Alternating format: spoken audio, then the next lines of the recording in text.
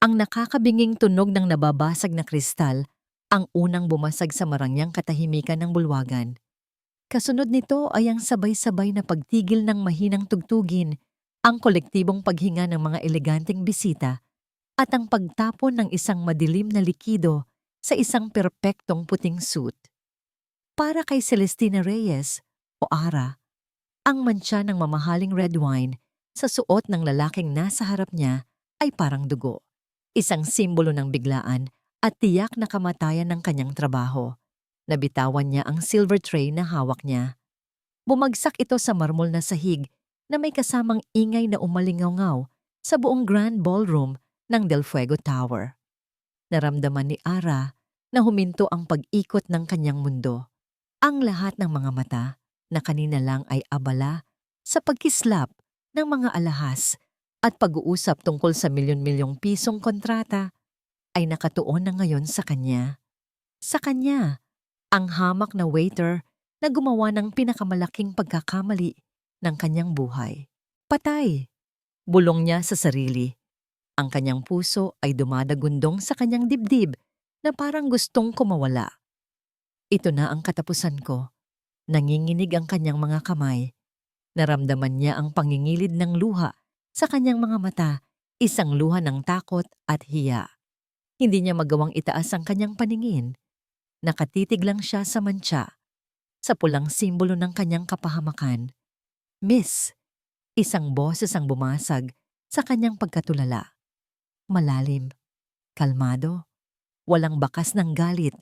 Dahan-dahan, pinilit ni Ara na iangat ang kanyang ulo at doon nakita niya ang may-ari ng boses, ang may-ari ng nasirang suit, ang may-ari ng buong gusaling ito. Si Alessandro Del Fuego, ang CEO, ang bilyonaryo, ang lalaking laman ng bawat business magazine at pangarap ng maraming kababaihan. Ngunit sa sandaling iyon, para kay Ara, siya ang personifikasyon ng kanyang katapusan. Hindi siya nakatingin sa mantsa. Nakatingin ito ng diretso sa kanyang mga mata. May kung anong kuryente ang dumaloy sa buong katawan ni Ara. Hindi ito takot. Ito ay iba. Okay ka lang, miss? Ulit ni Alessandro, bahagyang nakakunot ang noo. Tumangulang si Ara, hindi makapagsalita. Ang dila niya ay parang nakabuhol. Sorry po, sir. Hindi ko po sinasadya. Sa wakas ay naibulong niya, nanginginig ang boses. Babayaran ko na lang po. Kahit hulugan. Isang bahagyang ngiti ang sumilay sa labi ni Alessandro. Isang ngiti na hindi umabot sa kanyang seryosong mga mata. Huwag mo nang isipin to. It's just a suit. Iwinagayway nito ang kamay sa mga security na papalapit. Pagkatapos ay muli siya nang hinarap nito. Sumunod ka sa akin. Hindi yon isang utos na may galit. Ito ay isang paanyaya na hindi niya matanggihan. Tulad ng isang inosenteng hayop na sumusunod sa isang leon, naglakad si Ara sa likuran ni Alessandro Del Fuego, palayo sa mga mapanuring tingin ng mga tao, palabas sa isang pribadong balkonahe na may tanawin ng kumikinang na syudad ng Makati. Ang malamig na hangin ng gabi ang sumalubong sa kanila. Sandaling katahimikan ang namagitan. Si Ara, nakayuko pa rin, pinipiga ang laylayan ng kanyang uniforme. Ano ang pangalan mo? Tanong ni Alessandro, nakasandal sa barandilya. Celestina po. Ara na lang po. Mahina niyang sagot. Ara. Inulit nito ang pangalan niya na parang tinitikman. Huwag ka nang matakot, Ara. Hindi ako nangangain na ng tao. Napilitang ngumiti si Ara kahit papaano ay gumaan ang kanyang pakiramdam. Sorry po talaga, Sir Alex. Alex na lang, sabi nito.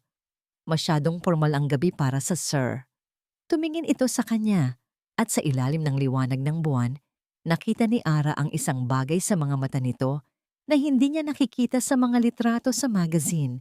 Kalungkutan. Isang malalim na kalungkutan na nakatago sa likod ng kapangyarihan at yaman. Ano ang pangarap mo sa buhay, Ara? Bigla nitong tanong. Natigilan si Ara. Walang sino man, lalo na ang isang taong tulad ni Alex, ang nagtanong sa kanya niyan. Pangarap po? Nag-isip siya. Makatapos lang po ng araw na may sapat na pangkain para sa pamilya ko. Sapat na po iyon. Isang mahabang katahimikan ang sumunod.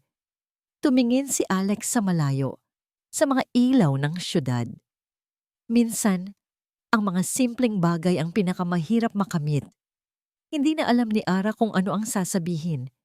May kung anong koneksyon ang nabuo sa pagitan nilang dalawa sa maikling sandaling iyon. Isang pag-unawa na hindi nangangailangan ng maraming salita. Isang pagtatagpo ng dalawang mundong magkaiba, ngunit parehong may daladalang kalungkutan.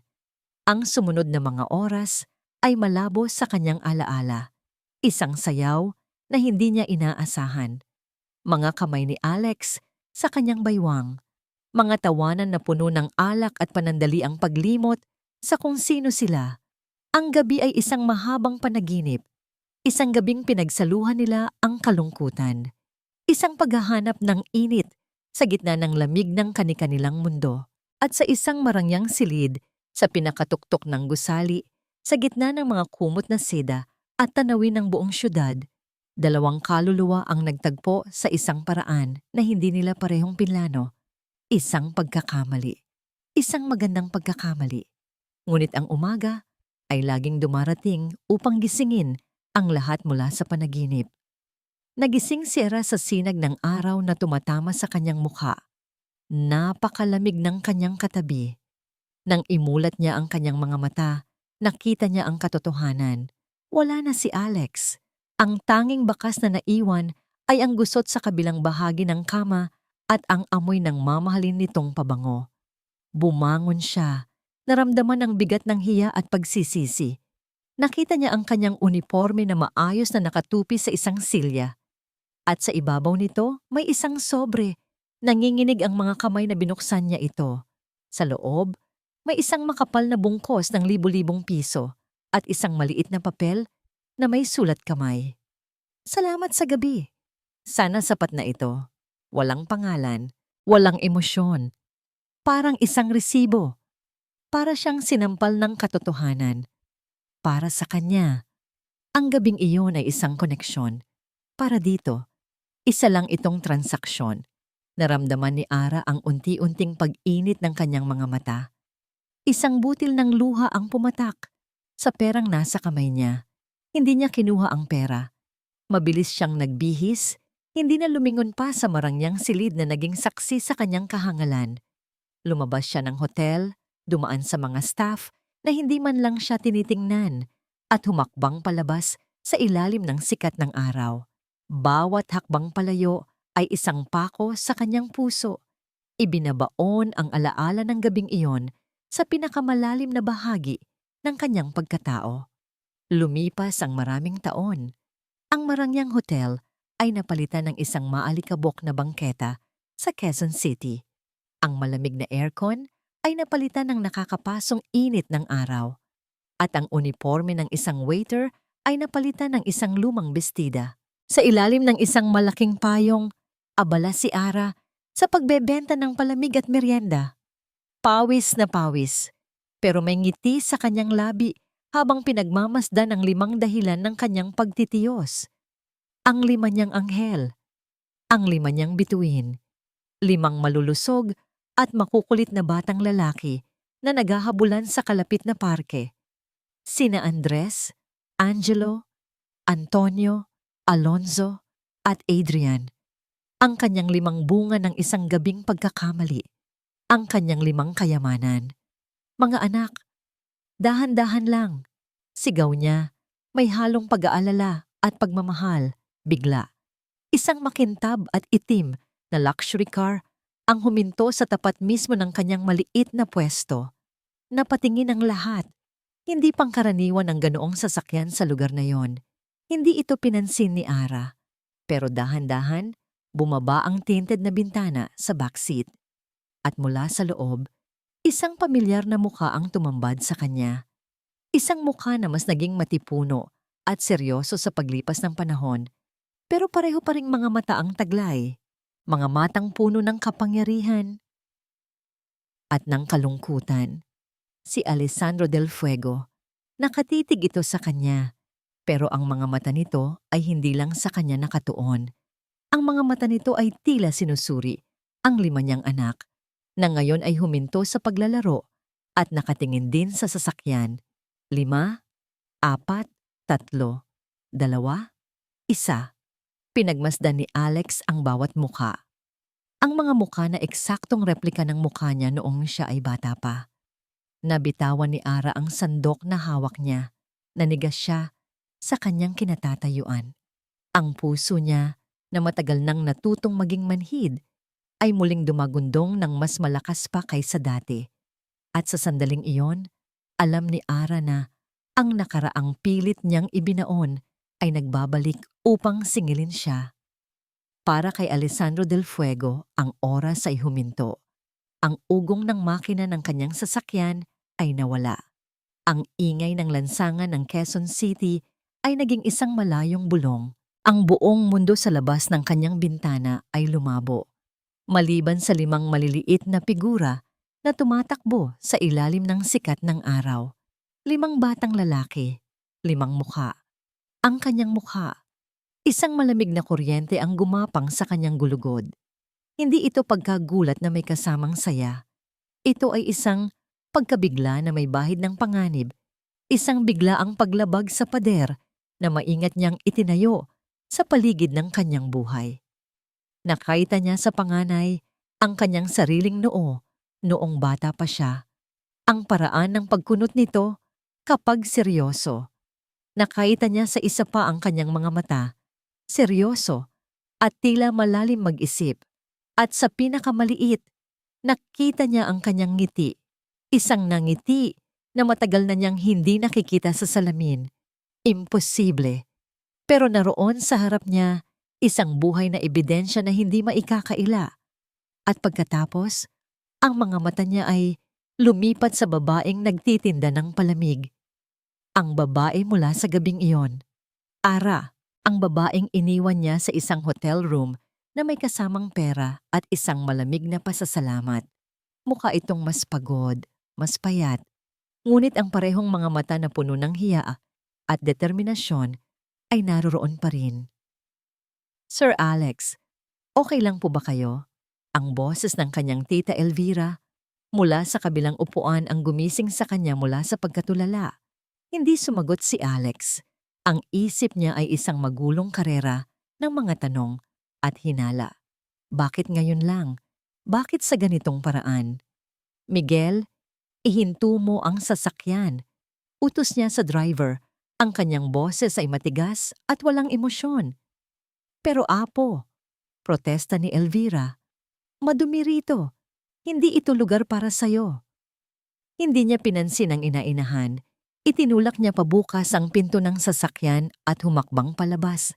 Ang kanyang Italianong sapatos na katad na nagkakahalaga ng higit pa sa buong paninda ni Ara ay lumapat sa maalikabok na semento. Naramdaman niya ang titig ng lahat. Naramdaman niya ang biglaang pagbabago sa hangin, pero ang kanyang mga mata ay nakatuon lamang kay Ara at sa 5 batang ngayon ay nakatayo sa likod nito, tila nagtatago. Naglakad siya palapit. Bawat hakbang ay mabigat at may layunin. Nakita niya ang takot sa mga mata ni Ara. Takot at gulat. Alessandro! Bulong nito. Ang pangalan niya ay tila isang dayuhang salita sa bibig nito. Ara! Sagot niya, malamig. Mukhang naging abala ka sa mga nakaraang taon. Ang mga salita ay may talim. Isang paratang na nakatago sa isang simpleng obserbasyon. Napayuko si Ara, hindi makatingin sa kanya. Anong ginagawa mo rito? Hindi niya sinagot ang tanong. Sa halip, ibinaba niya ang kanyang tingin sa mga bata. 5 silang nakasilip mula sa likod ng palda ng kanilang ina. Mga matang puno ng kuryosidad at kaunting takot. Sino sila? Tanong ni Alex kahit alam na niya ang sagot. Gusto niyang marinig mula sa bibig nito. Gusto niyang makita kung paano ito magsisinungaling. Nanginginig ang mga labi ni Ara. Mga anak ko sila. Mga anak mo? Isang mapanuyang ngiti ang gumuhit sa labi ni Alex. Ang paunang pagkabigla ay napapalitan na ngayon ng isang pamilyar na damdamin. Galit. Ang galit na nag-ugat pa sa pag-abandona sa kanya ng sarili niyang ina. Ang galit sa lahat ng babaeng tingin niya ay may kakayahang manlinlang para sa pera. Ang bawat kilos ng babae, ang bawat pag-iwas ng tingin ay tila isang pag-amin ng kasalanan. Isang patibong. Ito ay isang napakagaling na pag-arte. Apo, halika na. Dumating si Doña Elvira na may dalang payong para protektahan ang kanyang perpektong balat mula sa araw. Ang kanyang presensya ay nagdala ng isang aura ng kapangyarihan na tila hindi bagay sa lugar na yon. Lumapit ito sa tabi ni Alex at marahang hinawakan ng kanyang braso. Tumingin si Elvira kay Ara mula ulo hanggang paa na may halong pagkasuklam at awa sa kanyang mga mata. Babaeng desperada, bulong ni Elvira, sapat lang para marinig ni Alex. Huwag kang maniwala diyan. Pera lang ang habol niyan sa'yo, Apo. Tingnan mo nga ang itsura niya. Gagamitin niya ang mga bata para makuha ang yaman mo. Ang bawat salita ni Elvira ay parang langis na ibinuhos sa nag-aapoy ng galit ni Alex. Ito ang lohikal na paliwanag. Ang paliwanag na mas madaling tanggapin kaysa sa katotohanang mayroon siyang 5 anak sa isang babaeng halos hindi niya kilala. Tama. Isa itong plano, isang mahabang plano na ngayon lang isinagawa. Magkano? Tanong ni Alex. Ang kanyang boses ay puno ng yelo. Magkano ang kailangan mo para mawawala kayo sa buhay ko? Nakita niya ang sakit sa mga mata ni Ara. Isang malalim na sakit na halos makumbinsi siyang totoo ito. Halos, umiling si Ara at isang butil ng luha ang tumulo mula sa kanyang mata. Hindi mo naiintindihan. O sa tingin ko, malinaw na malinaw ang lahat. Giit ni Alex. Humarap siya para umalis, ngunit hinawakan ng isa sa mga bata ang laylayan ng kanyang pantalon. Ang pinakamaliit. Tumingala ito sa kanya. Ang mga mata nito ay eksaktong kopya ng sa kanya. Mama, sino po siya? Tanong ng bata. Ang boses ay inosente at malit. Naramdaman ni Alex ang isang bagay na kumirot sa kanyang dibdib. Isang kakaibang pakiramdam na mabilis niyang iwinaksi. Binitawan niya ang pagkakahawak ng bata at nagpatuloy sa paglalakad pabalik sa sasakyan. Hayaan mo na sila, Alex. Ako na ang bahala. Mahinahong sabi ni Elvira na parang isang reynang nagpoprotekta sa kanyang prinsipe. Pumasok si Alex sa sasakyan at isinara ang pinto. Hindi na niya muling tiningnan ang mag-iina. Nakatingin lang siya sa harap. Ang kanyang panga ay mahigpit na nakatikom. Miguel, i-drive mo na. Utos ni Elvira sa driver bago pumasok. Habang umaandar palayo ang sasakyan, nanatiling tahimik si Alex. Ang imahe ng 5 bata ay nakatatak sa kanyang isipan. I will handle this, sabi ni Elvira. Inaayos ang kanyang damit. I will make her disappear. No. Mabilis na sagot ni Alex. This is my problem. I will solve it my way. Kinuha niya ang kanyang cellphone at tinawagan ang kanyang pinagkakatiwalaang executive assistant. Marco, sabi niya pagkasagot ng tawag. May ipapahanap ako sa'yo. Isang babae. Celestina Reyes. Gusto kong malaman ang lahat tungkol sa kanya. Bawat detalye, bawat galaw niya sa nakalipas na mga taon. Understood? Yes, sir. Sagot sa kabilang linya. And one more thing. Dagdag ni Alex. Arrange for a DNA test. Ibinaba niya ang tawag at sumandal sa upuan. Ipinikit ang kanyang mga mata. Ngunit kahit sa dilim, ang mga mukha ng 5 bata ang nakikita niya. Hindi nagtagal, tumunog muli ang kanyang cellphone. Si Marco. That was fast, sabi ni Alex. Sir, nagsimula si Marco. May pag-aalinlangan sa kanyang boses. I don't think a DNA test is needed. The resemblance is 100%. The hospital records confirm it. Quintuplets, born almost 9 months to the day after that corporate anniversary event years ago. Naramdaman ni Alex na humigpit ang kanyang dibdib. Totoo nga. But sir, pagpapatuloy ni Marco at ang kanyang boses ay bumaba. We found some disturbing information about Miss Reyes's background. Ang gabi ay hindi nagdala ng kapayapaan kay Ara. Matapos ang pag-alis ni Alessandro Del Fuego, ang maliit na mundo ni Ara ay tila gumuho. Ang mga kapitbahay na dati palangiti ay ngayoy puno ng bulungan. Ang mga tingin nila ay may halong pagtataka at panghuhusga. Sino yung gwapong yon? Bakit kamukha niya yung mga anak mo, Ara? Naku, baka nabingwit na ni Ara ang mayamang ama. Hindi niya sila pinansin. Pinatulog niya ang kanyang 5 anak. Isa-isang hinalikan sa noo habang sila'y mahimbing. Tinitigan niya ang kanilang mga payapang mukha. Ang kanyang puso ay puno ng pagmamahal. At ngayon, isang bagong uri ng takot. Isang takot na mas malalim kaysa sa gutom o kahirapan. Ang takot na baka kunin sila mula sa kanya. Naupo siya sa isang sulok ng kanilang maliit na silid. Yakap-yakap ang kanyang mga tuhod. Sa dilim, bumalik ang mga alaala ng kanyang ina. Mga alaalang matagal na niyang sinubukang kalimutan. Naalala niya ang kanyang ina, si Elena, na bumalik isang gabi mula sa trabaho nito sa Hacienda del Fuego. Umiiyak. May mga pasa sa braso. Ang mga gamit nito ay nasa isang lumang maleta. Inay, anong nangyari? Tanong ng batang si Ara noon. Pinalayas ako, anak, sagot ng kanyang ina. Pilit nang ngumingiti sa kabila ng mga luha. Huwag kang mag-alala, magiging maayos din tayo. Hindi na muling nagsalita ang kanyang ina tungkol sa hasyenda. Ngunit bago ito namatay dahil sa sakit ilang taon na ang nakalipas, may isang huling habilin ito sa kanya. Ara anak, bulong ni Elena, ang hininga nito'y mahina. Makinig ka. Huwag kang lalapit sa mga Del Fuego. At higit sa lahat, huwag kang magtitiwala sa asawa ni Don Ricardo. Huwag kang magtitiwala kay Elvira. Hindi niya naintindihan noon. Ngunit ngayon, habang inaalala niya ang mapanuring tingin ng babaeng kasama ni Alex kanina, nagsimulang magkaroon ng kahulugan ang lahat. Ang babaeng iyon? Si Elvira Del Fuego. Ang tunog ng isang marangyang sasakyan na humihinto sa labas ng kanilang eskinita ang pumutol sa kanyang pag-iisip. Sumilip si Ara sa siwang ng bintana. Ang puso niya ay nagsimulang kumabog ng mabilis. Hindi ito ang sasakyan ni Alex. Ito ay isang puting van na may kasamang 2 lalaking nakaitim na suit.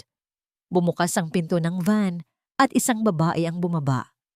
Nakasuot ito ng eleganteng puting bestida na tila nagniningning sa dilim ng kanilang lugar.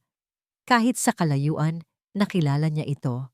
Si Doña Elvira, naglakad ito papunta sa kanilang pinto na parang isang reyna na bumibisita sa teritoryo ng mga pulubi. Maingat ang bawat hakbang, tila nandidiri sa lupang tinatapakan. Kumatok ito ng 3 beses, malakas, may awtoridad. Nanginginig na binuksan ni Ara ang pinto. Magandang gabi, Celestina. Bati ni Elvira. Ang kanyang ngiti ay hindi umabot sa kanyang mga mata. Maari ba akong pumasok? Hindi na ito naghintay ng sagot. Itinulak nito ng bahagya ang pinto at pumasok sa loob. Agad na napangiwi si Elvira nang makita ang kaliitan at kasimplehan ng kanilang tirahan. Ang tingin nito ay dumapo sa 5 bata na natutulog sa isang malaking banig sa sahig. Kamukhang-kamukha nga sila ni Alessandro, sabi nito. Ang boses ay walang kabuhay-buhay. Anak nga sila ng ama nila. Humarap ito kay Ara. Alam mo, naaalala kita. Hindi ikaw, ang ina mo. Si Elena, matapat siyang katulong noon, masyadong matapat. May lason sa huling mga salita. Nanigas si Ara. Kilala niyo po ang nanay ko? Oo naman, sagot ni Elvira habang sinusuri ang isang lumang litrato sa ibabaw ng maliit na mesa. Marami siyang alam, masyadong maraming alam. Iyan ang nagiging problema ng mga taong hindi marunong manatili sa kanilang lugar. Inilapag ni Elvira ang kanyang mamahaling handbag sa mesa. Kumuha ito ng isang sobre mula sa loob at inilagay sa harap ni Ara. "Let's get straight to the point," sabi ni Elvira. Ang kanyang boses ay naging malamig at direkta. "Gusto kong mawala ka. Ikaw at ang 5 problema na yan." Itinulak nito ang sobre palapit kay Ara. 10 milyon. Sapat na yan para makapagsimula kayo ng bagong buhay sa probinsya, sa isang lugar na hindi na namin kayo kailanman makikita. Tinitigan ni Ara ang sobre. 10 milyon. Isang halaga na hindi niya kayang kitain kahit sa 10 habang buhay. Sapat na para mabigyan ng magandang kinabukasan ang kanyang mga anak. Isang buhay na malayo sa kahirapan, pero kapalit nito ay ang pagkakakilanlan ng kanilang ama. Hindi na malalaman ni Alessandro ang tungkol dito. Pagpapatuloy ni Elvira, iisipin niyang nagkamali lang siya, na isa ka lang oportunista na biglang nawala. This is the best solution for everyone. Dahan-dahang kinuha ni Ara ang sobre. Naramdaman niya ang bigat nito, ang bigat ng pera, ang bigat ng desisyon. Tumingin siya sa kanyang mga natutulog na anak. Pagkatapos ay tumingin siya pabalik kay Elvira. Nakita niya sa mga mata ng matandang babae ang parehong lamig at kalupitan na ikinuwento ng kanyang ina. Nakita niya ang laso ng nakaraan. At sa sandaling iyon, isang apoy ang nag-alab sa loob ni Ara. Isang tapang na hindi niya alam na taglay niya. Dahan-dahan, sa harap ng nagtatakang mga mata ni Doña Elvira, pinunit niya ang sobre sa gitna. Pagkatapos ay pinunit niya ulit ito at ulit. Hanggang sa ang mga piraso ng tseke ay nahulog sa sahig na parang puting konfeti. "Ang mga anak ko," sabi ni Ara, ang kanyang boses ay hindi na nanginginig. Ito ay matatag at puno ng determinasyon. Hindi sila problema at hinding-hindi sila mabibili ng pera. Ang mukha ni Elvira ay nag-iba. Ang peking na pamangiti ay nawala. Napalitan ng isang maskara ng purong galit. "Tangga ka," mahinang sabi ni Elvira. "Hindi mo alam kung sino ang kinakalaban mo." "Ang alam ko lang po," sagot ni Ara, "ay poprotektahan ko ang mga anak ko kahit anong mangyari." Isang tawang malamig at nakakakilabot ang kumawala mula sa bibig ni Elvira. "You made the biggest mistake of your life, Celestina Reyes." Tumalikod ito at naglakad palabas ng pinto. Bago ito tuluyang umalis, huminto ito at lumingon. "Sinubukan kong gawin ito sa madaling paraan," sabi nito. "Ang bawat salita ay isang banta. Ngayon, gagawin natin ito sa paraan ng mga Del Fuego." Naiwang mag-isa si Ara sa gitna ng mga punit-punit na piraso ng tseke. Ang kanyang puso ay kumakabog, hindi na sa takot, kundi sa tapang. Ngunit sa ilalim ng tapang na iyon, may isang maliit na tinig na nagtatanong kung tama ba ang kanyang ginawa. Kinabukasan, nakuha niya ang sagot. Isang opisyal na lalaki ang kumatok sa kanyang pinto. May dalang isang makapal na sobre. Hindi ito naglalaman ng pera. Naglalaman ito ng isang court summons, isang formal na dokumento, isang petisyon na inihain ni Alessandro Del Fuego para sa solong kustodiya ng 5 anak nila. Nakatayo si Alessandro Del Fuego sa harap ng floor-to-ceiling window ng kanyang opisina. Mula sa ika-5 palapag, ang mga sasakyan sa ibaba ay parang mga langgam. Ang mga tao ay tuldok na lamang. Dito sa tuktok, siya ang may kontrol. Siya ang hari ng kanyang imperyo. Ngunit sa mga nagdaang araw ang pakiramdam ng kontrol ay unti-unting nawawala. Ang disturbing information na sinabi ni Marco ay bumalik sa kanyang isipan. Mga ulat ng utang, mga record na nagpapakitang palipat-lipat ng tirahan si Ara. Isang larawan ng isang babaeng nabubuhay sa bingit ng kahirapan. Para sa isang ordinaryong tao, ito ay kwento ng pakikibaka. Para kay Alex, na ang isip ay hinulma ng pagtataksil, ito ay pattern ng kawalang kasiyahan at desperasyon. Ang pag-akyat ni Doña Elvira sa kanyang opisina ang pumutol sa kanyang malalim na pag-iisip. May dala itong isang mamahaling leather folder. Ang mukha ay nagpapakita ng pinaghalong pag-aalala at pagmamahal ng isang ina. Isang pag-arteng na perpekto niya sa loob ng maraming taon. Apo ni mahinahon niyang sabi, inilapag ang folder sa malaking mesa ni Alex. Alam kong naguguluhan ka, kaya't minabuti kong tumulong. Umupo si Alex sa kanyang swivel chair. Ang muka ay nanatiling walang ekspresyon. Ano yan? Ebidensya. Simpleng sagot ni Elvira. Mga bagay na kailangan mong malaman tungkol sa babaeng iyan. Binuksan ni Alex ang folder. Ang unang pahina ay naglalaman ng mga litrato. Mga litratong kuha mula sa malayo, malabo. Ngunit malinaw ang mensahe. Si Ara, nakikipag-usap sa iba't ibang lalaki. Isang matandang lalaki na may hawak na sobre. Isang binatang nakasakay sa motor. Isang lalaking mukhang lasing sa isang eskinita. Ang matanda, yan ang may-ari ng inuupahan niya. Laging atrasado sa bayad, kaya't laging nakikiusap. Paliwanag ni Elvira, ang bawat salita ay maingat na pinili. Ang binata, ayon sa investigador ko, isa sa mga manliligaw niya. At ang huli, yan ang madalas niyang kasama sa gabi kapag tulog na ang mga bata. Naramdaman ni Alex ang pag-init ng kanyang ulo. Ang mga imahe ay nagpaalala sa kanya ng kanyang ina. Ang mga lihim na tawag sa telepono, ang mga biglaang pag-alis, ang mga kasinungalingan. Hindi lang yan, dagdag ni Elvira. Binuklat niya ang susunod na pahina. Mga peking bank statement, mga resibong gawa-gawa. Nagpapakita ito ng mga gastusin sa mga bagay na hindi naman kailangan, habang ang mga pangunahing pangangailangan tulad ng upa ay hindi nababayaran. Isang larawan ng isang irresponsableng ina. Pare-pareho lang sila, bulong ni Alex sa sarili. Ang kanyang mga kamao ay nakakuyom sa ilalim ng mesa. Mga mukhang pera.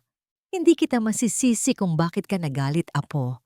Malamig na sabi ni Elvira, hinahaplos ang kanyang balikat. Nakita mo ang sarili mo sa mga bata. Pero kailangan mong protektahan ang sarili mo at ang pangalan ng mga Del Fuego. Ginagawa ko ito para sa'yo, para sa pamilya natin. Ang mga salita ni Elvira ay ang huling patak na nagpatigas sa puso ni Alex. Ang anumang bahagyang pagdududa, ang anumang hibla ng awa na naramdaman niya para kay Ara ay naglaho. Napalitan ito ng isang malamig at matigas na resolusyon. Ang araw ng unang pagdinig sa korte ay dumating. Ang silid ay malamig at tahimik. Si Ara ay nakaupo sa isang tabi kasama ang kanyang libreng abogado mula sa Public Attorney's Office, isang batang babae na mukhang kinakabahan din. Si Alex naman ay nasa kabilang panig kasama ang isang pangkat ng pinakamagagaling at pinakamahal na abogado sa bansa. Sa likod niya, nakaupo si Doña Elvira, ang larawan ng isang suportadong ina. Nang magsimula ang paglilitis, naramdaman ni Ara na parang siya ay nasa isang masamang panaginip. Ang abogado ni Alex, isang matalas at walang awang lalaki, ay nagsimulang maglatag ng kanilang mga ebidensya. Your Honor, nagsimula ang abogado, ang aming kliyente, si Mr. Alessandro Del Fuego, ay narito hindi para ipagkait ang isang ina sa kanyang mga anak. Narito siya para iligtas ang mga bata mula sa isang pabayang ina. Isa-isang ipinakita ang mga litrato, pinalaki sa isang malaking screen para makita ng lahat. Ito si Miss Celestina Reyes, kasama ang iba't ibang lal. Ipinakita ang litrato niya kasama ang may-ari ng apartment. Isang lalaking kilala sa kanilang lugar sa pagpapautang ng may malaking interes. Sunod ang litrato niya kasama ang pinsan niyang bumibisita. Isang lalaking walang trabaho na madalas makitang kasama ni Miss Reyes. At ang pinakamasakit, ang litrato niya habang kinakausap ang isang lasing na kapitbahay na humihingi ng tulong at isa pang lalaki sa isang madilim na eskinita. Kayo na po ang humusga, Your Honor. Bawat litrato ay isang punyal sa puso ni Ra. Ang mga ordinaryong sandali ng kanyang mahirap na buhay ay binigyan ng malisya, binaluktot para magmukha siyang marumi. Sinubukan niyang magpaliwanag sa kanyang abogado, bumubulong. Kamag-anak ko yan, tinutulungan ko lang siya. Ngunit ang kanyang mga salita ay nalunod sa lakas ng boses ng abogado ni Alex. Pagkatapos ng mga litrato, ipinakita ang mga pekeng dokumento sa panananalapi. Ito po ang mga bank record ni Miss Reyes. Nagpapakita na sa kabila ng pagtanggap ng tulong pinansyal mula sa iba't ibang tao, ang pera ay hindi napupunta sa kapakanan ng mga bata. Sa halip, sa mga luho, sa sugal. Hindi totoo yan. Hindi na napigilan ni Ara ang sarili. Tumayo siya. Ang kanyang boses ay nanginginig sa galit at kawalan ng pag-asa. Kasinungalingan ang lahat ng yan. Silence! Sigaw ng hukom. Ang kanyang martilyo ay pumukpok ng malakas. Napaupo si Ara. Ang mga luha ay bumabagsak na sa kanyang mga pisngi. Hinanap niya ang mga mata ni Alex. Nagbabaka sakali siyang makita. Kahit isang bahid ng pagdududa. Ngunit ang nakita niya ay isang pader ng yelo. Isang tingin na puno ng pagkasuklam at pagkumpirma. Para kay Alex, ang bawat ebidensya ay isa lamang piraso na bumubuo sa larawang matagal nang nasa isip niya. Ang larawan ng isang babaeng manloloko katulad ng kanyang ina. Tumingin siya kay Alex, ang kanyang mga mata ay nagmamakaawa. Ngunit si Alex, na puno ng galit at sakit mula sa sarili niyang nakaraan, ay nag-iwas ng tingin. Hindi niya kayang salubungin ang mga mata nito. Dahil sa isang sulok ng kanyang puso, natatakot siyang baka may makita siyang katotohanan doon, isang katotohanang gugulo sa mundong pinaniniwalaan niya. Mas madaling maniwala sa kasinungalingan. Your Honor, ang aming kliyente ay may kakayahang magbigay ng isang matatag, ligtas, at marangyang kinabukasan para sa 5 bata. Pagpapatuloy ng abogado ni Alex. Isang kinabukasan na malayo sa kapabayaan at masamang impluensya na kasalukuyang kinakaharap nila. Ang bawat salita ay isang dagok na unti-unting pumatay sa pag-asa ni Ara. Paano siya lalaban? Paano lalabanan ng isang hamak na tindera nang palamig ang isang bilyonaryo? Paano lalabanan ng katotohanan ang isang kasinungalingang binuo ng pera at kapangyarihan? And to further prove our point, sabi ng abogado, ang kanyang boses ay tila isang anunsyo ng isang malaking pasabog. The prosecution calls a surprise witness to the stand. Napatingin ang lahat sa pinto ng courtroom. Pumasok ang isang lalaki. Payat. Mukhang kinakabahan. Ito ang binatang nakasakay sa motor sa isa sa mga litrato, ang pinsan niyang si Ricky. Ricky? Bulong ni Ara, hindi makapaniwala. Umupo si Ricky sa witness stand, umiiwas ng tingin kay Ara. Mr. Ricky Santos, tanong ng abogado ni Alex, kilala mo ba si Miss Celestina Reyes? O opo, sagot ni Ricky, ang boses ay halos hindi marinig. Pinsan ko po siya. At ano ang relasyon ninyo? Bukod sa pagiging magpinsan. Nag-atubili si Ricky. Tumingin siya saglit kay Ara. Ang kanyang mga mata ay puno ng pagsisisi. Pagkatapos ay tumingin siya sa direksyon ni Doña Elvira.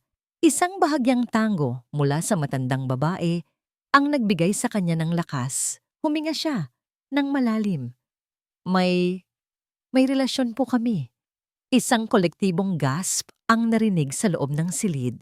Para kay Ara, ang salitang yon ay hindi lang isang kasinungalingan. Ito ay isang pagtataksil na mas masakit pa sa lahat ng ebidensyang ipinakita. Ang kanyang sariling kadugo, ang pinsan na tinulungan niya ng maraming beses, ay ngayon ang siyang nagbabaon ng huling pako sa kanyang ataol. Naramdaman ni Ara na nanlabo ang kanyang paningin. Ang mga tunog sa paligid ay humina. Ang tanging malinaw na lang ay ang mukha ni Alessandro Del Fuego. Ang kanyang pagkasuklam ay napalitan na ng isang tiyak na paghatol. Sa sandaling iyon, alam ni Ara na natalo na siya sa laban. Ang hukuman ng batas ay naging hukuman ng kasinungalingan. May relasyon po kami.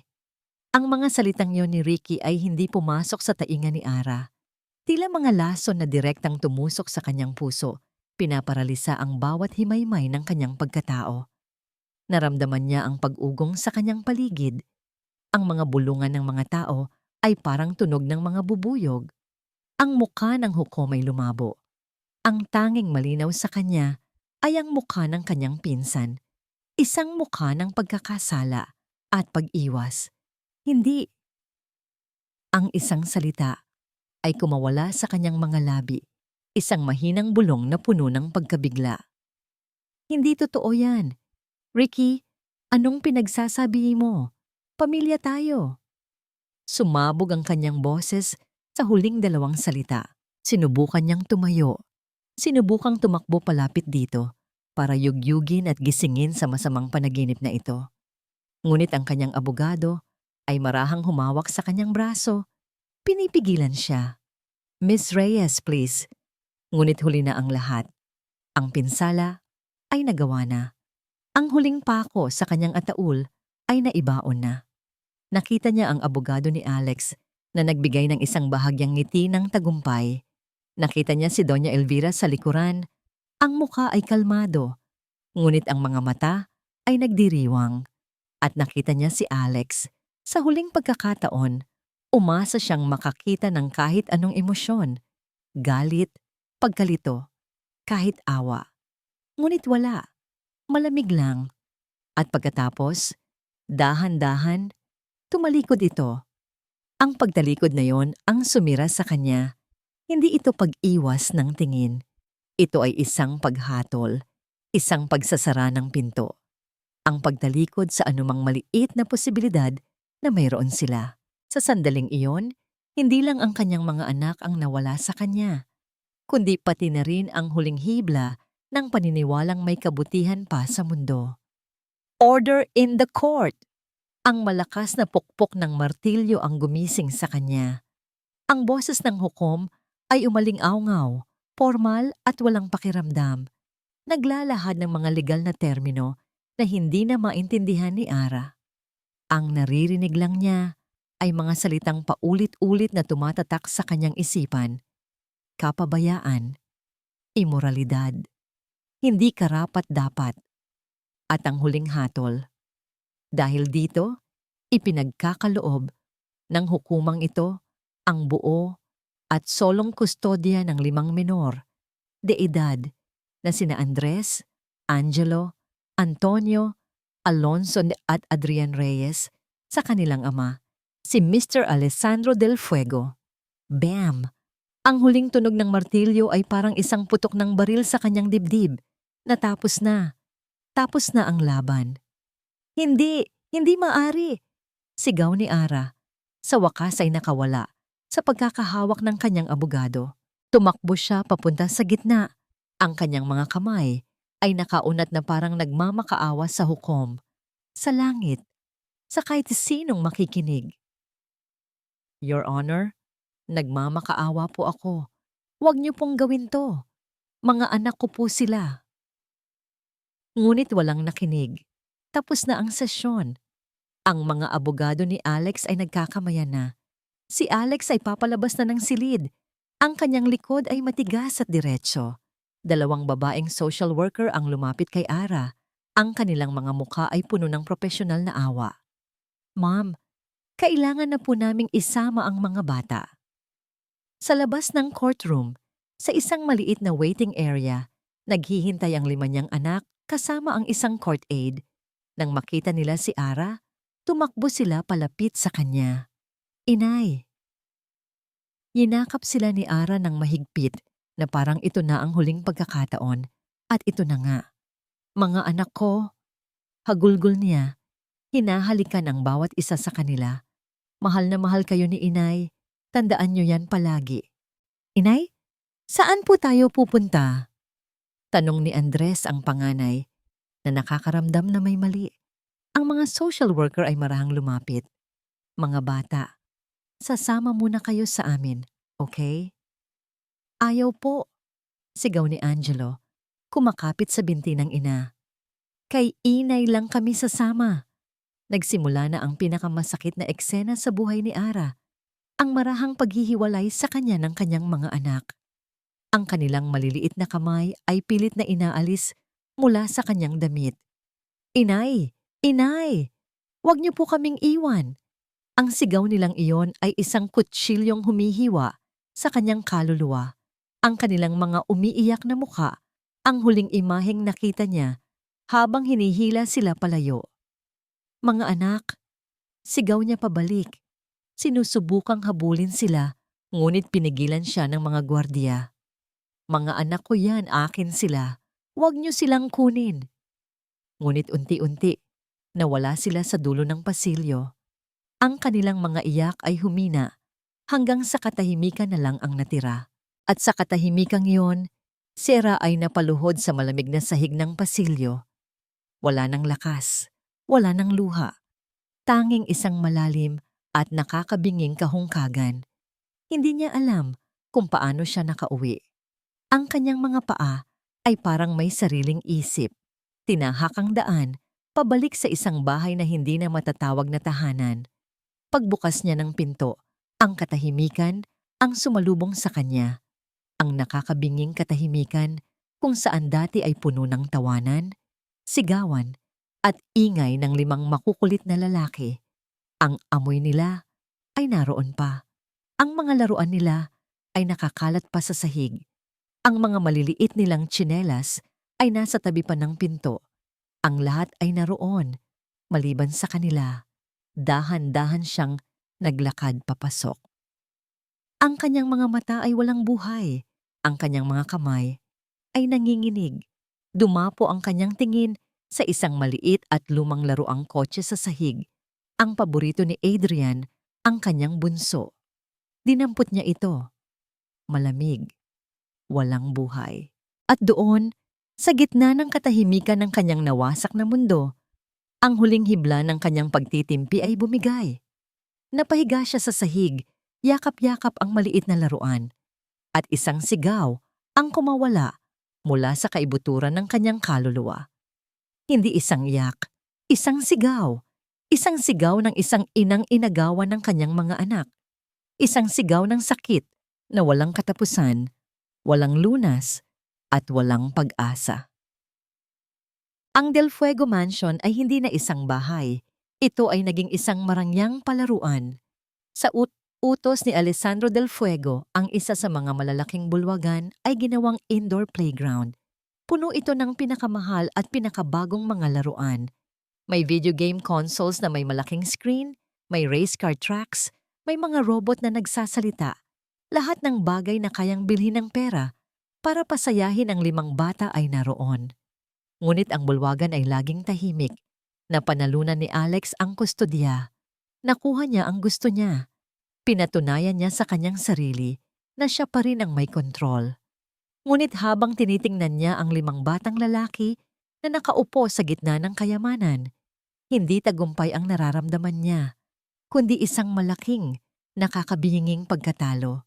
Isang gabi, pumasok siya sa silid ng mga bata. Nakita niya ang isa sa kanila, si Angelo, na umiiyak ng tahimik sa kanyang kama. Lumapit si Alex at umupo sa tabi nito. "Bakit ka umiiyak?" tanong niya. Ang kanyang boses ay mas malambing kaysa sa karaniwan. Hindi sumagot ang bata. Lalo lang itong humagulgol. "May gusto ka bang laruan? Sabihin mo lang bibilhin ko," sabi ni Alex. Sinusubukang gamitin ang tanging solusyon na alam niya, pera. Umiling si Angelo. Ang mukha ay nakasubsob sa unan. "Gusto ko si Inay." Bulong nito. "Miss ko na si Inay." Ang 3 salitang yon ay parang isang sampal kay Alex. Sinubukan niyang yakapin ang bata, ngunit nanigas ito. Hindi ito sanay sa kanyang haplos. Ang hinahanap nitong yakap ay yakap ng isang ina. Bigo, lumabas si Alex ng silid. Sa mga sumunod na araw, sinubukan niyang maging ama. Kinansela niya ang ilang mga meeting para lang makasama sila. Ngunit may isang pader sa pagitan nila. Isang pader na hindi niya kayang sirain. Nagsimula niyang mapansin ang maliliit na bagay. Mga bagay na hindi maipaliwanag ng genetics. Isang hapon, nakita niya ang panganay, si Andres, na inaayos ang mga libro sa kanyang library. Hindi lang basta inaayos. Pinaghihiwalay nito ang mga hardcover at paperback pagkatapos ay inayos ayon sa kulay ng pabalat. Eksakto sa paraan na ginagawa niya. Saan mo natutunan yan? Tanong ni Alex. Nagkibit balikat lang si Andres. Kay inay po. Sabi niya, mas maganda raw tingnan kapag maayos ang lahat. Isa pang pagkakataon, habang pinapatulog niya ang isa sa kambal, si Antonio, napansin niyang binibilot nito ang dulo ng kumot bago ipikit ang mga mata. Isang ugali na ginagawa rin niya mula pa pagkabata. Isang lihim na ugali na walang sino mang nakakaalam. Bakit mo ginagawa yan? Tanong niya. Turo po ni Ainay. Sagot ni Antonio. Halos tulog na. Para daw po hindi makapasok ang masasamang panaginip. Ang mga paliwanag ay laging bumabalik sa iisang tao. Kay Ainay, si Ara, ang babaeng ipininta ng kanyang mga abogado, bilang pabaya at iresponsable, ay ang parehong babaeng nagturo sa mga batang ito ng kaayusan, nagbigay ng kapanatagan, at lumikha ng maliliit na ritual na nagbibigay kahulugan sa kanilang mundo. Ang mga piraso ay hindi nagtutugma. Isang gabi, habang nag-iikot siya, narinig niya ang isang bulong mula sa silid ng bunso. Si Adrian, sumilip siya sa bahagyang nakabukas na pinto. Nakita niya ang bata na nakaupo sa kanyang kama, kausap ang isang lumang teddy bear. Tapos po, sabi ng malaking isda, huwag kang mag-alala, maliit na bangka, dahil kahit mag-isa ka, ang buong dagat ay kaibigan mo. Bulong ni Adrian sa laruan. Natigilan si Alex. Ang kwentong yon, hindi niya ito narinig mula sa kahit anong libro. Iyon ay kwentong imbento ng kanyang yumaong lola. Isang kwentong ikinukwento nito sa kanya tuwing gabi, noong bata pa siya, noong mga panahong simple pa ang lahat, bago siya iniwan ng kanyang ina. Paano nalaman ng bata ang kwentong yon? Ang tanging taong napagkwentuhan niya nito ay Baba Manenum o. Ang isip niya ay bumalik sa nag-iisang gabing iyon. Sa balkonhe, sa ilalim ng mga bituin, naalala niya ang sarili, lasing at malungkot, na nagkukwento sa isang babaeng may maamong mga mata. Isang babaeng nakinig sa kanya na walang panghuhusga. Si Ara. Ang pagdududa na dati isang maliit na binhi ay nagsimulang tumubo sa kanyang isipan. Pumasok si Doña Elvira sa eksena. Hayaan mo na sila, Alex. Masasanay din yan. Mas mabuti para sa kanila na kalimutan na ang babaeng yon. Ngunit sa pagkakataong ito, may iritasyon sa boses ni Alex. Hindi sila mga bagay na masasanay lang, tita. Mga anak ko sila. Ang kanyang pagdududa ay nagtulak sa kanya na gawin ang isang bagay na hindi niya karaniwang ginagawa. Pumasok siya sa silid ng mga bata ng mag-isa, hindi bilang CEO, kundi bilang isang taong naghahanap ng sagot. Sinimulan niyang ayusin ang mga gamit na dinala nila mula sa kanilang dating bahay. Mga gamit na ipinag-utos ni Elvira na itago na lang sa bodega. Sa ilalim ng kama, nakita niya ang isang maliit at lumang karton na kahon. Nakasulat sa takip, gamit ang pambatang sulat kamay. Maga kayamanan ni inay at namin. Dahan-dahan niyang binuksan ito. Ang loob ay hindi naglalaman ng ginto o alahas. Naglalaman ito ng mga bagay na walang halaga sa pera, ngunit malinaw na may malaking sentimental na halaga. May isang bungkos ng mga tuyong bulaklak ng bougainvillea na tinalian ng isang piraso ng sinulid. May 5 maliliit na bato na pininturahan para magmukhang mga ladybug. May isang aklat ng mga bata na sira-sira na ang pabalat, halatang gamit na gamit. At sa ilalim ng lahat ng iyon, may isang bagay pa. Isang litrato. Isang kupas na litrato. Si Ara nakaupo sa isang silyang yantok sa harap ng isang maliit na bintana. Ang kanyang damit ay simple lang, isang lumang bestida. Mas bata siya dito, mas walang muwang.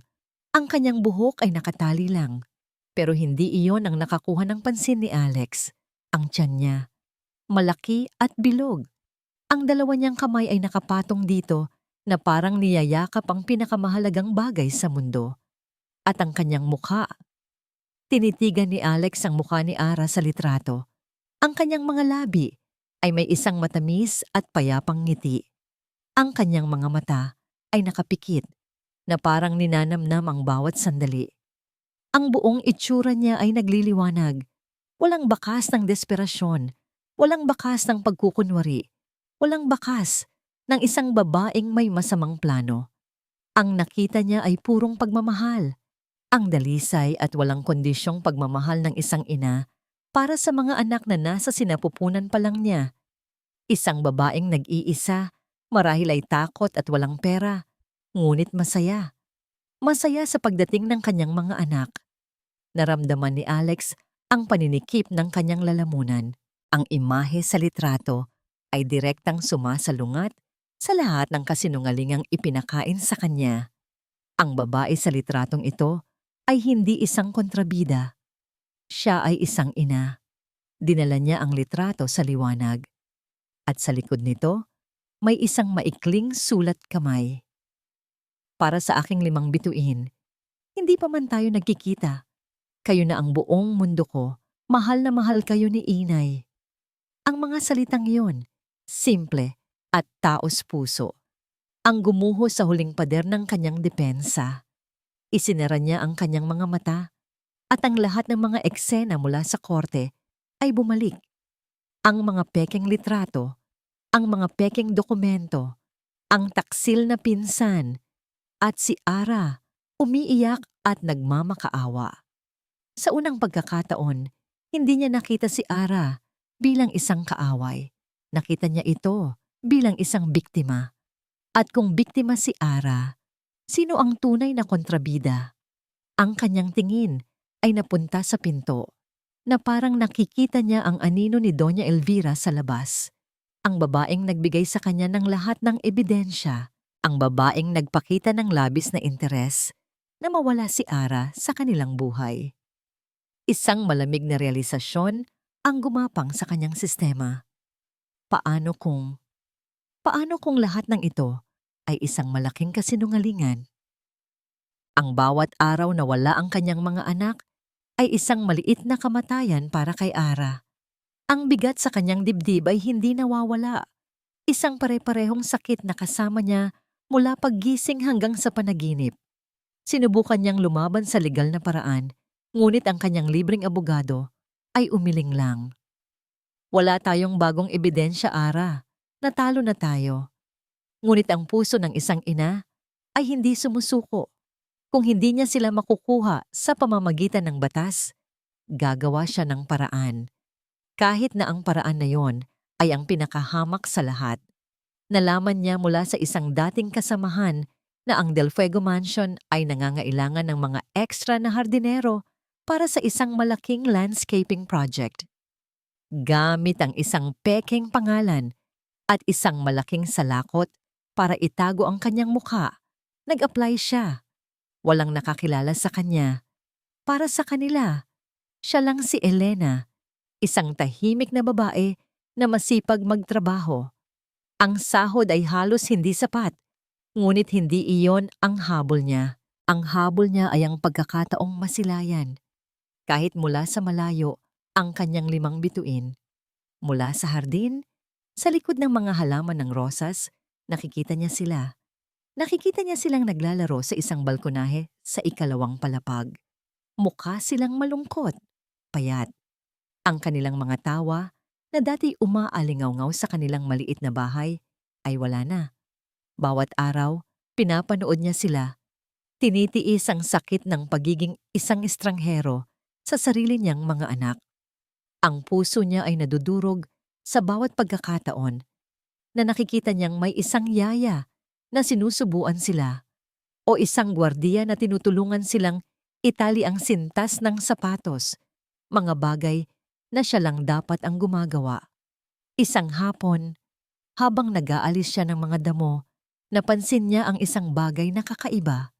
Isang lalaking hindi niya kilala, ang palihim na umaakyat sa pader sa likurang bahagi ng mansyon, malapit sa mga tangke ng gas ng kusina.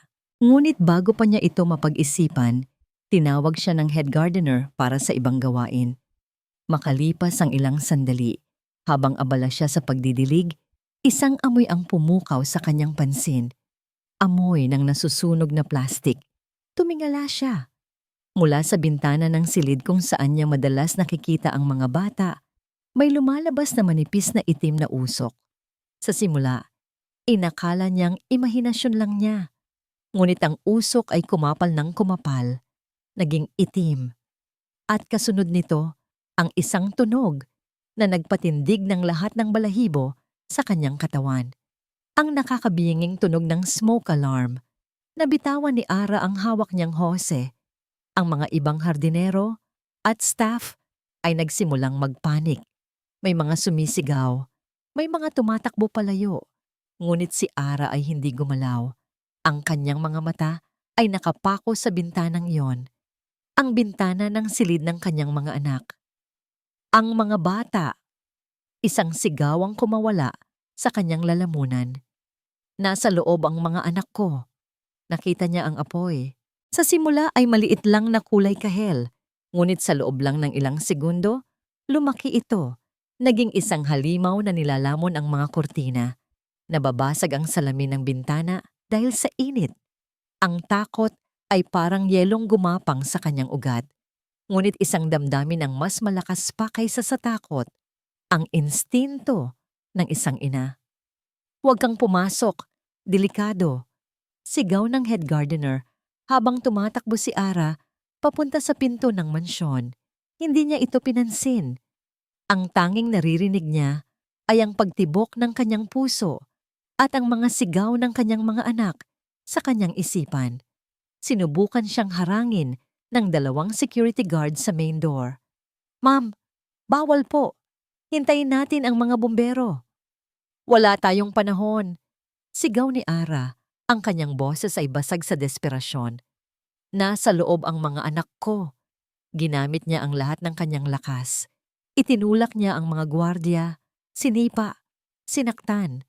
Sila ay nagulat sa biglaang bagsik ng isang babaeng mukhang mahina. Nakawala siya sa kanila. Pumasok siya sa loob. Ang marangyang foyer ay napupuno na ng makapal na usok.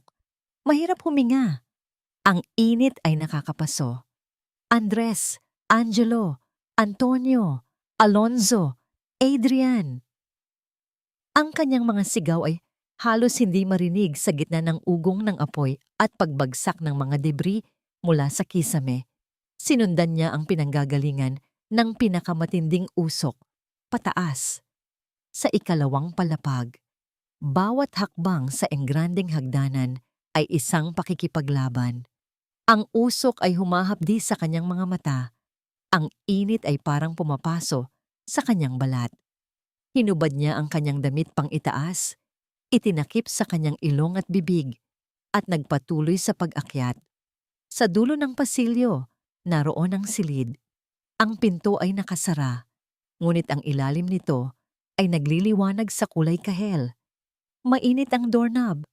Alam niyang sa kabila nito ay isang impyerno. Ngunit sa loob din ng impyernong iyon, ang kanyang 5 anghel. Walang pag-aalinlangan. Ginamit niya ang kanyang balikat para sipain ang pinto. 1, 2. Sa pangatlong sipa, bumigay ito. Isang pader ng itim na usok at nagngangalit na apoy ang sumalubong sa kanya. Ang init ay sapat na para masunog ang kanyang buhok. "Mag-anak!" Sigaw niya. Ang kanyang boses ay halos paos na. Sa isang sulok ng silid, sa likod ng isang nabuwal na aparador, narinig niya ang isang ubo. Gumapang siya sa sahig, kung saan mas manipis ang usok. Sa gitna ng nagbabagsakang mga nasusunog na kahoy, nakita niya sila. Magkakayakap, umiiyak, takot na takot. "Inay?" Bulong ni Andres hindi makapaniwala. "Nandito si Inay," sabi ni Ara. Ang kanyang boses ay puno ng determinasyon na nagpapawi sa takot. "Hindi ko kayo iiwan. Halik kayo." Isa-isa, binuhat niya sila, itinulak, ginabayan palabas ng silid, palayo sa halimaw na apoy. Kasabay nito, Isang itim na Mercedes-Benz ang mabilis na pumasok sa gate ng mansyon. Sakay nito si Alex at Doña Elvira na kararating lang mula sa isang business lunch. Ang kanilang pagkabigla ay napalitan ng purong katatakutan nang makita nila ang kanang bahagi ng kanilang tahanan na nilalamon ng apoy. Diyos ko! Sigaw ni Elvira, ngunit hindi iyon ang narinig ni Alex. Ang narinig niya ay ang sigaw ng isang gwardiya na tumuturo sa nasusunog na bahagi ng bahay. Sir, may babaeng pumasok sa loob. Hinahanap niya yung mga bata. Ang mga salita ng gwardiya ay parang kidlat na tumama kay Alessandro del Fuego. May babaeng pumasok sa loob. Si Ara. Ang pangalan ay isang mahinang bulong mula sa kanyang bibig. Hindi na siya nag-isip. Ang kanyang katawan ay kumilos bago pa man makasabay ang kanyang isip. Tumakbo siya papunta sa nasusunog na mansyon. Ang kanyang puso ay dumadagundong sa takot. Isang uri ng takot na hindi pa niya naramdaman kailanman. Hindi takot para sa kanyang ari-arian, kundi para sa buhay ng 6 na taong nasa loob. Alex, huwag! Sigaw ni Elvira sa likuran niya. Ngunit ang boses nito ay parang hangin lang na dumaan. Nang papalapit na si Alex sa main door, isang figura ang lumabas mula sa makapal na itim na usok. Isang babae. Marumi. Ang buhok ay bahagyang nasunog. Ang damit ay punit-punit. Ngunit sa kanyang mga bisig, dala-dala niya ang 2 sa kanyang mga anak, sina Antonio at Alonzo, na umiiyak ngunit ligtas. Si Ara. Inilapag niya ang 2 bata sa damuhan at hindi man lang huminga. Tumalikod siya at muling tumakbo papasok sa nagliliyab na impyerno. Ara, bumalik ka dito, sigaw ni Alex, ngunit hindi siya pinansin nito. Ilang sandali pa, na parang isang walang katapusang paghihintay, lumabas siyang muli. Ngayon, akay-akay niya sina Angelo at Adrian. Umuubo sila at nangingitim sa dumi, ngunit buo. Ligtas, 4. Kulang pa ng 1. Si Andres, sigaw ni Angelo nakaturo sa loob. Naiwan po si Kuya. Bago pa man makakilos si Alex, sa pangatlong pagkakataon, sumuong muli si Ara sa apoy. Sa pagkakataong ito, mas malakas na ang sunog. Ang isang bahagi ng bubong ay nagsimula ng bumagsak. Hindi! Sigaw ni Alex. Susugod na sana siya papasok, ngunit pinigilan siya ng mga security guard na kararating lang. Sir, delikado na po masyado. Paparating na ang mga bumbero. Bitiwan niyo ako. Mga anak ko ang nasa loob. Pagpupumiglas ni Alex, ngunit mas marami sila at mas malakas. Wala siyang magawa kundi panoorin ang apoy. Ang kanyang kaluluwa ay pinipiga. Pinipiga sa bawat segundong lumilipas. Si Elvira ay nakatayo sa di kalayuan. Ang kanyang mukha ay maputla. Hindi dahil sa pag-aalala, kundi dahil sa purong takot. Ang kanyang simpleng plano na takutin si Ara ay naging isang di makontrol na halimaw. At pagkatapos, mula sa usok, lumabas sila. Si Ara, halos gumagapang na sa pagod. Hinihila ang kanyang panganay na si Andres, na tila nawalan ng malay. Ang isang nasusunog na biga ay bumagsak mula sa itaas, ilang pulgada lang mula sa kanila. Sa huling pagsabog ng lakas, itinulak ni Ara si Andres papalayo sa panganib. Bumagsak ang bata sa damuhan, ligtas, ngunit si Ara, nahagip siya ng ilang nagbabagang piraso ng kahoy. Sumigaw siya sa sakit. Ang apoy ay dumila sa kanyang damit sa may tiyan. Sinunog ito. Sa pagbagsak niya sa lupa, sa gitna ng usok at abo, isang bagay ang nahayag.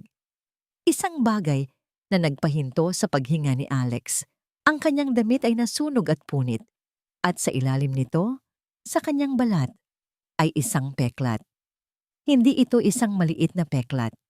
Ito ay isang mahaba, makapal, at pangit na marka na tumatawid sa kanyang buong tiyan. Isang brutal na hiwa na hindi ginawa ng isang maingat na scalpel ng isang mamahaling siruhano. Ito ay isang peklat ng karahasan, ng desperasyon, ang peklat ng isang taong dumaan sa bingit ng kamatayan. Nang makita iyon, ang lahat ng kasinungalingan sa isip ni Alex ay gumuho na parang kastilyong buhangin. Ang babaeng immoral, ang babaeng pabaya, ang babaeng mukhang pera, ang babaeng yon ay hindi iiral sa harap ng katotohanan ito. Ang peklat na ito ay hindi peklat ng kasalanan. Ito ay peklat ng sakripisyo. Nakatakas si Alex mula sa pagkakahawak ng mga gwardiya. Tumakbo siya palapit kay Ara, na ngayon ay nakahandusay na sa lupa, hirap na huminga. Lumuhod siya sa tabi nito. Ara. Ang mga mata ni Ara ay dahan-dahang bumukas. Ang una niyang hinanap ay hindi ang kanyang sarili, kundi ang mga anak niya. Andres, ligtas pa sila? Oo, sagot ni Alex. Ang kanyang boses ay nanginginig. Ligtas silang lahat dahil sa'yo. Dahan-dahan, itinaas ni Alex ang kanyang kamay. Nanginginig, hinawakan niya ang gilid ng peklat. Mainit pa rin ang balat nito mula sa apoy. Sa paghawak niyang yon, isang koneksyon ang nabuo. Isang pag-unawa na mas malalim pa sa mga salita. Naramdaman niya ang sakit nito. Naramdaman niya ang sakripisyo nito. Ara, anong nangyari dito? Tanong niya. Ang kanyang boses ay halos isang pakiusap. Isang mahinang ngiti ang sumilay sa maruming mukha ni Ara. Limang anghel ang dumaan diyan, bulong niya, bago tuluyang ipikit ang kanyang mga mata at mawalan ng malay. Dumating ang mga bumbero, dumating ang mga ambulansya. Ngunit para kay Alex, ang mundo ay huminto sa sandaling iyon. Binuhat niya si Ara, magaan, masyadong magaan. Dinala niya ito palayo sa apoy, palayo sa kaguluhan. Tulungan niyo siya! Sigaw niya sa mga paramedic. Habang isinasakay si Ara sa ambulansya, isang doktor ang lumapit kay Alex. Sir, kamag-anak po ba kayo? Ako.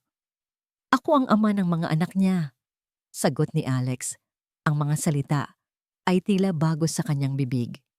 Tiningnan ng doktor ang peklat ni Ara bago nila ito takpan. Grabe ang peklat na yan. Hindi yan ordinaryong C-section. Mukhang uterine rupture. Bihira lang ang nakakaligtas dyan, lalo na sa kaso ng multiple births. It's a miracle she and the 5 children survived. This woman went through hell, sir. Ang mga salita ng doktor ay ang huling kumpirmasyon. Hell, dinaanan ni Ara ang impyerno para isilang ang kanilang mga anak. At ngayon, muli siyang dumaan sa impyerno para iligtas sila. At siya? Ano ang ginawa niya? Hinusgahan niya ito. Inalipusta. Inagaw ang tanging yaman niya.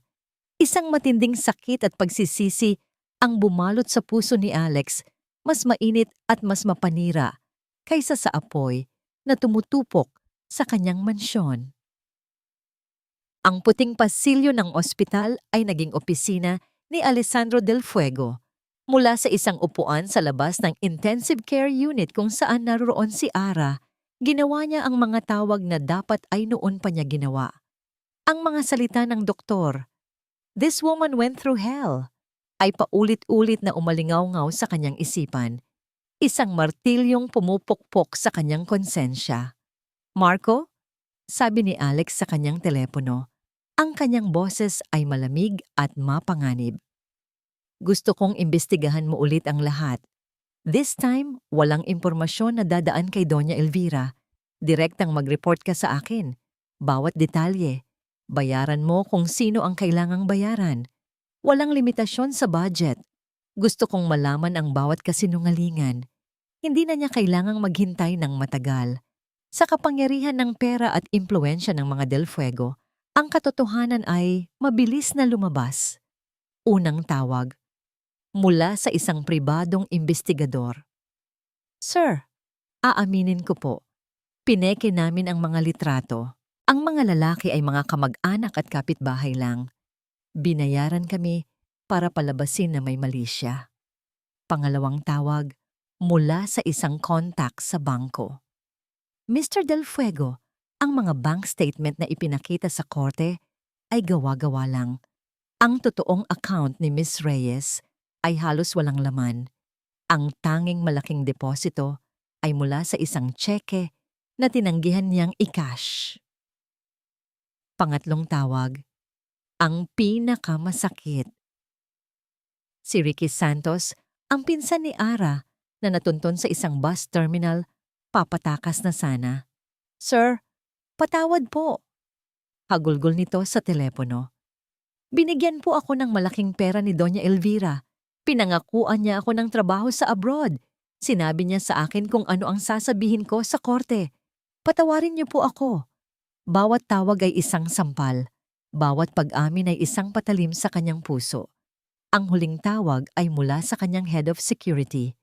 "Sir, nakuha na namin ang lalaking nag-umpisa ng sunog. Umamin na siya. Inutusan siya ni Doña Elvira." Pagkatapos ng huling tawag, ibinaba ni Alex ang telepono. Isang nakakabinging katahimikan ang bumalot sa kanya. Hindi galit ang nararamdaman niya. Ito ay isang bagay na mas malalim. Isang nagyeyelong kalmadong nagbabadya ng isang malaking bagyo. Ang babaeng nagpalaki sa kanya. Ang babaeng tinuring niyang ina. Ang babaeng pinagkatiwalaan niya ng buo. Siya ang may akda ng lahat ng kanyang sakit. Tumayo siya at naglakad papunta sa pribadong silid kung saan pansamantalang nagpapahinga si Doña Elvira. Ang mga bata, matapos masuri, ay ligtas at natutulog na sa kabilang silid sa pangangalaga ng mga nurse. Pagbukas niya ng pinto, nakita niya si Elvira na nakaupo sa gilid ng kama, ang muka ay balisa. "Alex, apo, kumusta na ang babaeng iyon?" tanong nito. Sinusubukang magpakita ng pag-aalala. Sana ayos lang siya. At ang mga bata. Hindi sumagot si Alex. Dahan-dahan niyang isinara ang pinto. Ang pag-click ng lock ay umaling-awngaw sa silid. "Alex?" tanong ni Elvira, nakakaramdam na ng kaba. Inilabas ni Alex ang kanyang cellphone at pinindot ang speaker. Ipinatugtog niya ang recording ng pag-amin ni Ricky. "Binigyan po ako ng malaking pera ni Doña Elvira." Ang mukha ni Elvira ay biglang namutla. Ang maskara ng pag-aalala ay nabakbak. Inilalabas ang purong takot sa ilalim. "Alex, hindi totoo yan. Kasinungalingan yan." Pinatay ni Alex ang recording. Inilapag niya ang isang folder sa kama. Sa loob, ang mga affidavit ng investigador, ang totoong bank statement, at ang report tungkol sa sunog. "Lahat," sabi ni Alex. Ang kanyang boses ay mahina, ngunit puno ng bigat. "Lahat ay kasinungalingan." Humarap siya kay Elvira. Ang kanyang mga mata ay hindi na nagpapakita ng galit ng isang nasaktang anak. Nagpapakita ito ng paghatol ng isang estranghero. "Bakit?" tanong niya. "Isang tanong lang, tita.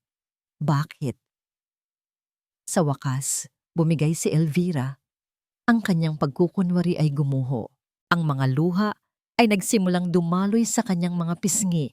Ngunit hindi ito luha ng pagsisisi. Ito ay luha ng galit at pagkatalo. "Dahil sa'yo," sigaw niya. "Ginawa ko ang lahat para sa'yo. Mayroon akong perpektong plano. Isang kasal na magpapalakas sa ating kumpanya. Isang asawa na nababagay sa isang Del Fuego. At pagkatapos, dumating siya. Isang hamak na katulong tulad ng ina niya." Natigilan si Alex. "Ang ina niya?" "Oo." Mapait na tumawa si Elvira. "Ang ina niyang si Elena. Ang paboritong katulong ng ama mo. Akala mo ba hindi ko alam? Nakita ko kung paano siya tingnan ng ama mo. At ang babaeng iyon, masyado siyang maraming alam tungkol sa mga transaksyon ko bago kami ikasal. Kaya pinalayas ko siya. At ngayon, ang anak niya ay bumalik para sirain din ang buhay mo. Hindi ako papayag." Sa wakas, naintindihan ni Alex ang lahat. Hindi lang ito tungkol sa isang kasal. Ito ay tungkol sa isang matagal ng inggit, takot, at kasamaan. "You didn't do this for me." Malamig na sabi ni Alex, "You did this for yourself, for your power, for your secrets." Huminga siya ng malalim. Halos mamatay ang 5 apo mo dahil sa'yo. Hindi ko sinadya na mangyari yon. Depensa ni Elvira. Isang maliit na sunog lang dapat para matakot siya, para palabasin siyang pabaya. Isang maliit na sunog? Ulit ni Alex hindi makapaniwala. Tiningnan mo ba si Ara? Nakita mo ba kung ano ang ginawa niya? Sumuong siya sa apoy na ikaw mismo ang nagsimula para iligtas ang mga batang itinuring mong problema. Tumayo siya ng tuwid. Ang kanyang desisyon ay buo na. Tapos na tayo. Alex Apo, anong ibig mong sabihin? Pagmamakaawa ni Elvira. Pamilya mo ako. Hindi. Matigas na sabi ni Alex, ang pamilya ko ay nasa kabilang silid. Ang isang ina na isinugal ang buhay niya para sa kanyang mga anak. At ang 5 batang muntik mo nang patayin. Naglakad siya papunta sa pinto at kinuha ang telepono ng silid. "Security?" sabi niya. "Umakyat kayo dito. Palabasin niyo ang babaeng ito sa ospital. I-escort niyo siya palabas ng mansyon. Kunin niyo ang lahat ng credit cards at susi niya. Siguraduhin niyong wala siyang madadalang kahit ano. She is no longer a Del Fuego. Alex, hindi mo magagawa sa akin to. Ako ang nagpalaki sa'yo." Sigaw ni Elvira. Sinusubukang lumapit sa kanya, ngunit umatras si Alex. "Ang nagpalaki sa akin ay ang alaala ng isang inang nag-abandona sa akin." Sagot ni Alex. Ang kanyang mga salita ay puno ng isang mapait na katotohanan. At ikaw, tinuruan mo lang akong huwag magtiwala. At sa bagay na yan, nagpapasalamat ako.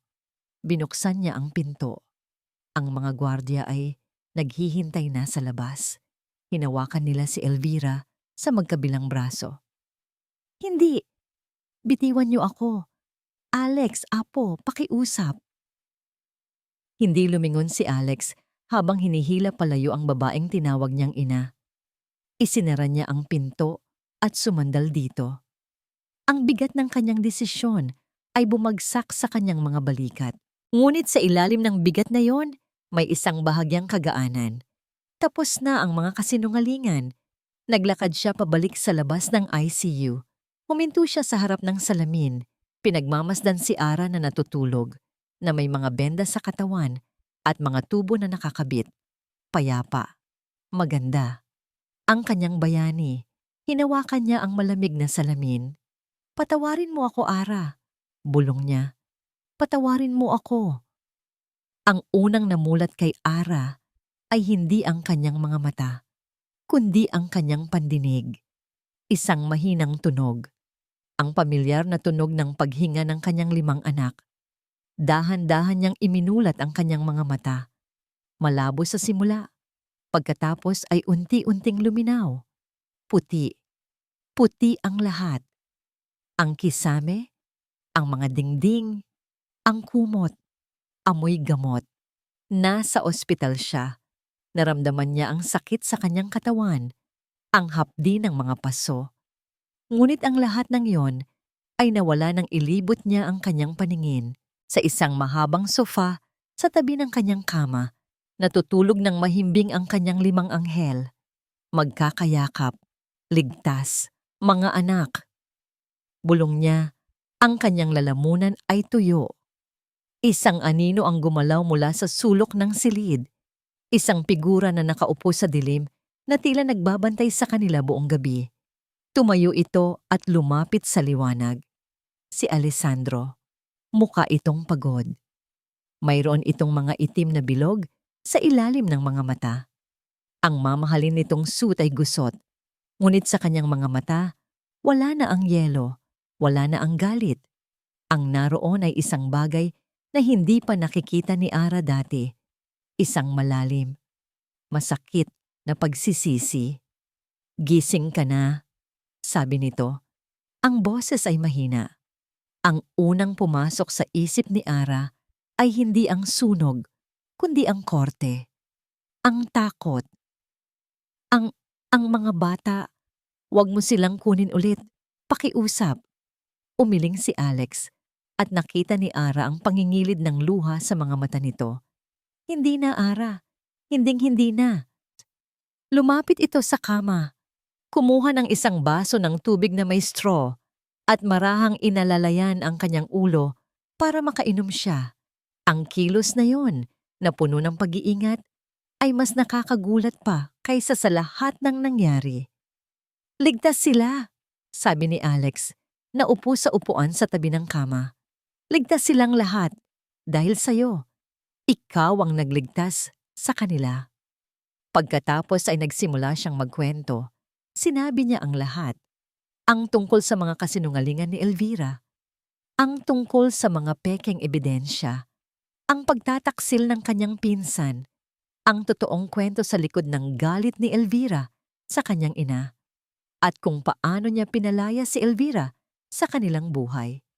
Habang nagsasalita siya, wala siyang tinago.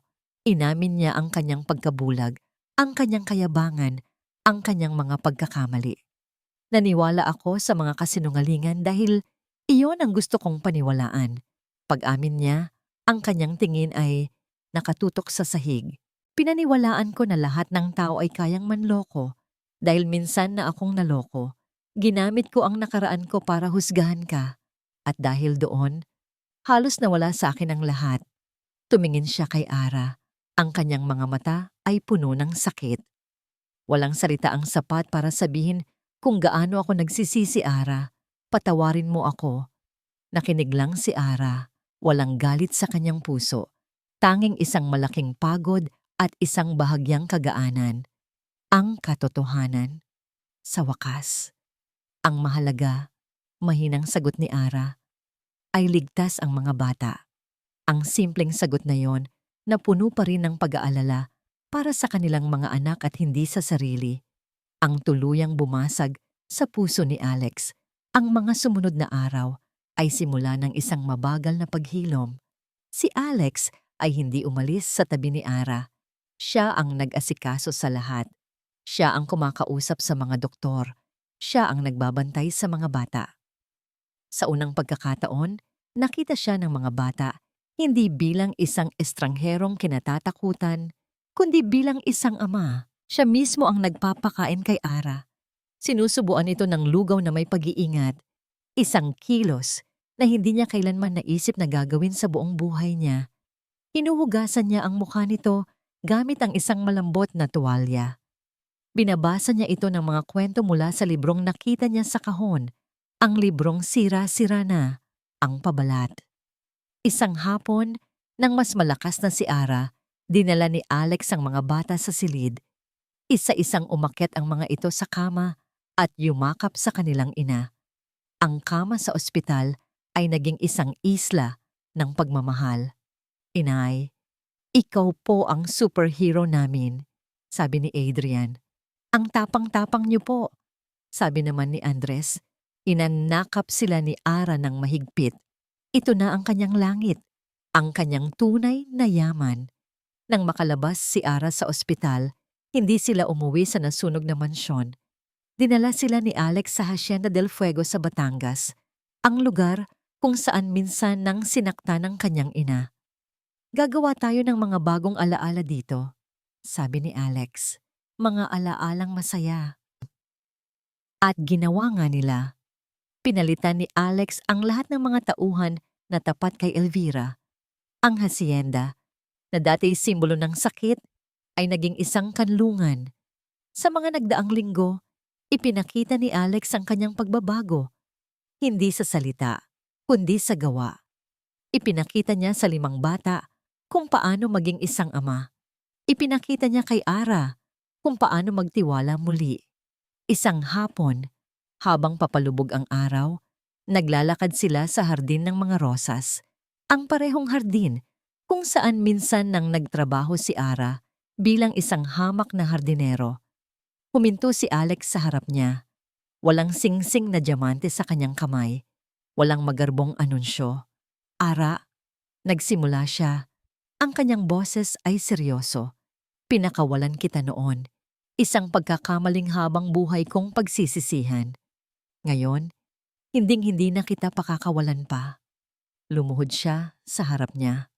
Sa halip na singsing, inilabas niya mula sa kanyang bulsa ang isang bagay na mas mahalaga. Isang bracelet na gawa sa mga sinulid na may kulay na may 5 maliliit na bato na nakadikit, ang parehong mga bato na nakita niya sa kahon na ngayon ay ginawang alahas ng kanilang mga anak. Hindi ko maibabalik ang mga taon na nawala, sabi ni Alex. Ang kanyang mga mata ay puno ng katapatan. Hindi ko mabubura ang sakit na idinulot ko sa'yo. Pero, maipapangako ko sa'yo ang lahat ng araw na darating. Hahayaan mo ba akong maging asawa mo? Hahayaan mo ba akong maging ama sa mga anak natin sa paraang nararapat sa kanila? Tumingin si Ara kay Alex na nakaluhod sa kanyang harap. Pagkatapos ay tumingin siya sa di kalayuan kung saan ang 5 niyang anak ay naglalaro. Ang kanilang mga tawa ay malaya at masaya.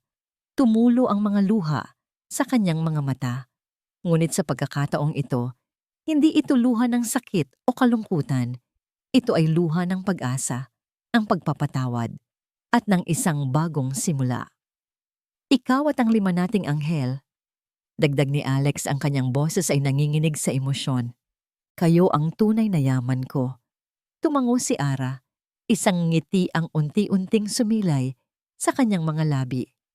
Ang 7 taong pamilya, isang ama na natutong magtiwala, isang ina na hindi sumuko at 5 bunga ng pag-ibig ay magkakasamang yumakap sa isa't isa habang ang araw ay tuluyang lumubog, nagbibigay daan sa isang kinabukasang puno ng liwanag.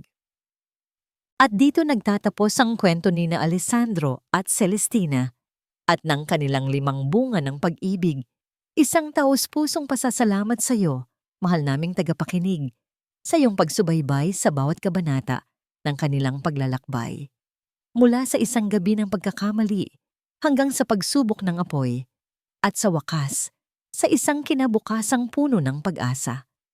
Habang isinusulat ko ang kwentong ito, naramdaman ko ang bawat sakit, bawat luha, at bawat kislap ng pag-asa ng ating mga bida.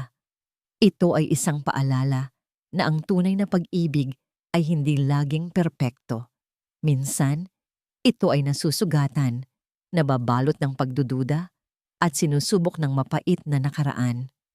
Ngunit ang kwento ni na Alex at Ara ay nagpapatunay na ang isang pusong marunong magpatawad at isang pagmamahal na handang magsakripisyo ay kayang lagpasan ng lahat. Naway mag-iwan ito sa atin ng isang aral na ang pinakadakilang yaman ay hindi ang pera o kapangyarihan, kundi ang pamilyang ating itinatangi. At ang pinakamatapang na pag-ibig ay ang pag-ibig ng isang ina na hindi sumusuko, anuman ang hamon ng buhay. Kung ang kwentong ito ay umantig sa iyong puso, huwag mag-atubiling ibahagi ang iyong mga saloobin sa comment section. Ano ang paborito mong eksena? Aling aral ang pinakatumatak sa iyo? Ang iyong bawat salita ay isang inspirasyon para sa amin na magpatuloy sa paglikha ng mga kwentong nagbibigay buhay sa pag-ibig. Hanggang sa muli nating pagkikita sa susunod na kwento. Maraming salamat sa iyong pakikinig. Nagmamahal, pusong muling umiibig.